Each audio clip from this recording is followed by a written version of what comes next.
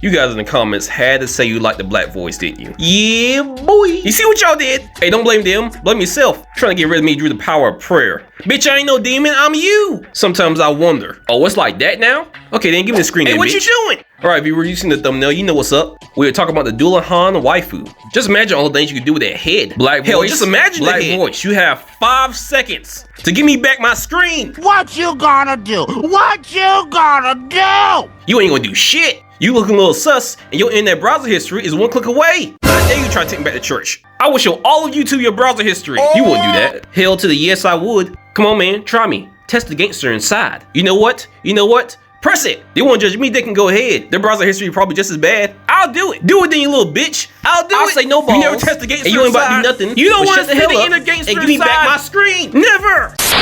All right, we came to an agreement. I'll have my turn to speak, and Black Voice will have his turn to speak. That's fair, right? Yeah, that's fair. I warn you though, he could be a little bit unhinged. Now, is it wise to smash a Dullahan? I'm gonna be honest with you. There are many different versions of this creature. Many different people have retold the story of the Dullahan and changed some of its original lore and powers. But since we're talking about the original Dullahan from Irish folklore, I have to say, no, it is not wise to smash. I still hit though. What did we just... You know what? Fine, have it your way. Moving on. Alright, the original Dullahan from Irish folklore is said to be a fae or demonic fairy. And it's not called a demonic fairy in all its descriptions, but it is said to be demonic in a few. Regardless, it's a headless fairy that can appear as a man or a woman. Alright, we got options. Yeah, but both these options will kill you. Worth it. Anyway, the Dullahan is usually riding a black horse and typically carries its head under its arm. And the head appears dead and rotten, sometimes compared to having flesh resembling old cheese. And that is definitely not what I was thinking about when I first thought about Dullahan. You could just get her a new head. Yeah, that's not gonna work. The original Dullahan is essentially evil. And like I was saying before you interrupted, has a demonic grin spread across its face from ear to ear. It's not something you just approach and get away from. This thing's worse and more powerful than Freddy Krueger and Jason combined. And I don't think that's much of an exaggeration. The Dullahan could take souls. And from what I read, it would take the souls that are ready for death. It can use a various amount of weapons, mostly from what I read though, mostly the sword. But it can also use scythes, axes, and guns. And yes, you heard right, the Dullahan does pack heat. And when the Dullahan is out riding, there's no way to bar the road against it. All locks and gates open to them when they approach. I repeat, all locks and gates open to them when they approach. They don't like being watched while they're on their errands. If someone's watching them, they'll draw a basin of blood on them. And this is usually to mark them as the next one to die. And they even go as far as lash out the watcher's eyes with their whips. And there's no point in running because there's no escape. All a Dullahan has to do to get your soul and to essentially kill you is call out your name and you immediately die. Now, wait a minute. I read the same thing you read. Yes, it can do that, but it can also speak only once per journey. And that's only the name of the person whose soul he wants. Yeah, but he can always come back though. He can come back the next night and the next night. He'll eventually get your soul no matter where you are. And these aren't even all his powers. Let's look at the list. Dude has spiritual physiology, which involves the powers of invisibility, intangibility, ectophysical mass manipulation, Dullahan conversion, which is basically a Dullahan using their enchanted weapon to cut off your head and turn you into a Dullahan. They have another ability called a spectral charger bond, which is a Dullahan's bond between it and its horse. They can communicate with the horse and command the horse if they are one being. They have telescopic vision, which means they can see distant objects in a magnified scale in detail. They also have fear inducement powers, which from what I've read is the ability to magically induce fear. And if you've seen the It movies, you know already that you will be cooked. They have the ability of fire manipulation. They don't need oxygen, they can't get sick, they're immune to pain. They can survive at extreme temperatures. They have an undead sense, which means they can sense when other undead are nearby. And they have a death sense, which means they can sense when someone nearby has died.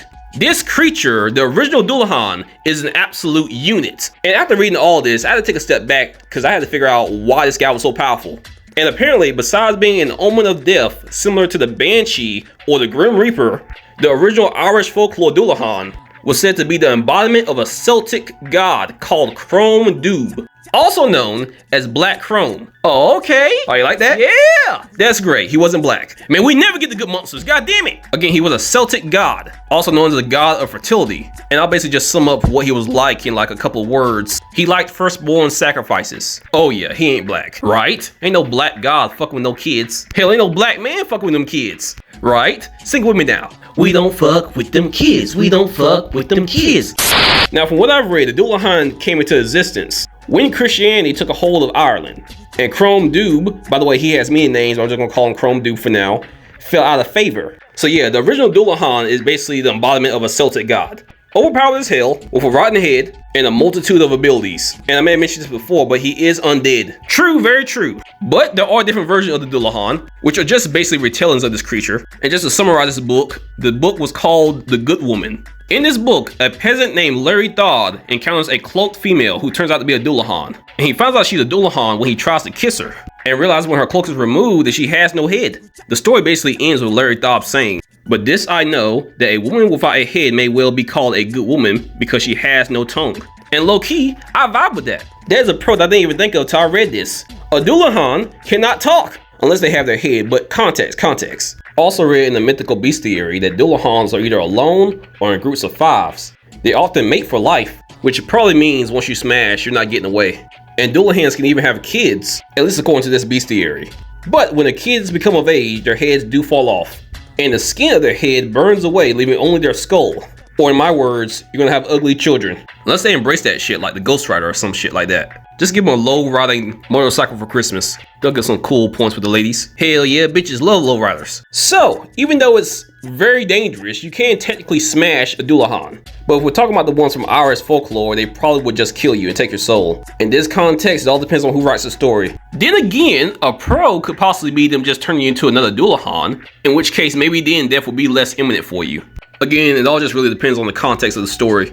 And by the way, the original Dullahan and the Dullahan from Sleepy Hollow are not the same. The original Dullahan is of course from Irish folklore, and the Legend of Sleepy Hollow Dullahan is from an American short story written by Washington Irving. Alright, you enough information. It's time to get to the good part. Don't rush me. It's not even too many Dullahan females to talk about in fiction. Yeah, but the ones we found are bad as hell though. Now let me take over for a while. Why are you asking now? First one though, Shelty Sterlingson from the Rah. She has no cons. And trust me, I look hard for some cons and she has none. For most of the series though, she doesn't have her head. What she does have is a skin-tight biker suit made of shadows, a headless horse that can turn to a motorcycle, and various other things.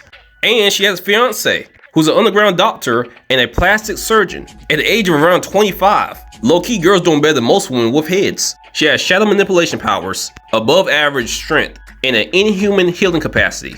She also loves watching movies and television and playing video games. Yeah, there are no cons here. The only thing that makes my next choice better is that she is thick and adorable. This one's a Dullahan from my daily life with monster girls named Lala. And unlike Celty, she has her head but she loses it often. And she can reap souls. But I'll just be honest, she can have mine.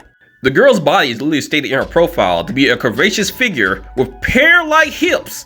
I repeat, pear-like hips and well endowed.